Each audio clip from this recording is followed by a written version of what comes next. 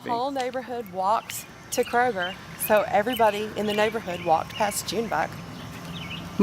Okay. And they didn't have any bad words to say about him? Never heard anybody say anything negative about him. I mean, if anybody said anything negative about him, it wasn't in my hearing. Okay. Many centuries ago, the ancient Mayans had predicted that the world would end on December 21st, 2012. Although the world is still spinning, the date marked the end of one of the lives of Macon's own, Sammy Davis Jr. When his death was first reported on the local news, it said that he had a warrant, but later found out from the online news program The Morning Roast, a person from the police department said that there was no warrant at all. Kind of a warrant. Even that in case, in fact, spelled to me that there was something fishy when they said some kind of a warrant. What is the some kind of a warrant? There was no warrant, folks. There was none whatsoever.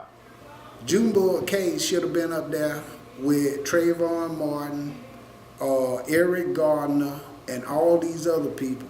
What disappoints me about the city in which we live, we want to protest and rally when something happened out of town, and that's cool. But when it happened right here in our city, when a man was murdered in cold blood, where was the people? Where was the pastors?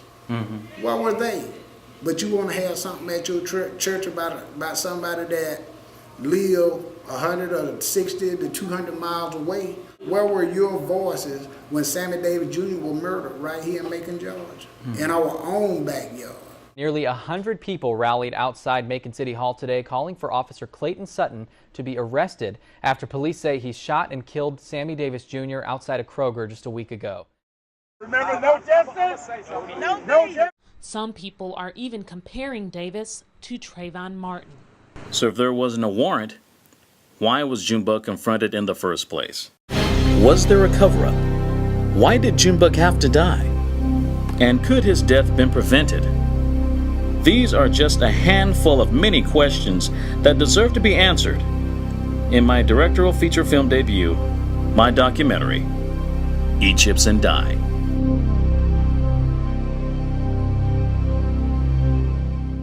Don't let this be about black and white. Let this be about right and wrong.